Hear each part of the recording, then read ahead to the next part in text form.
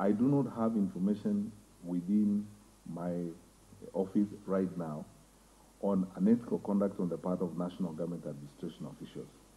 I will ask an investigation to be done. I will ask the regional security team in Rift Valley to investigate these matters. Now that it's explicitly clear that the Senate is concerned about this issue, I will ask for an investigation to be done on that specific issue.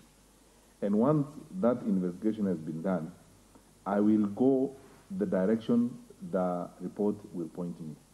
Whoever is culpable, they will face the full force of the law.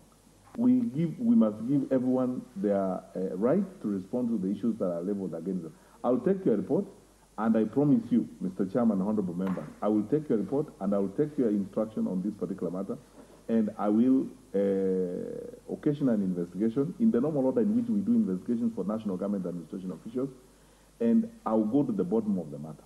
And I will act. I promise you, we will act.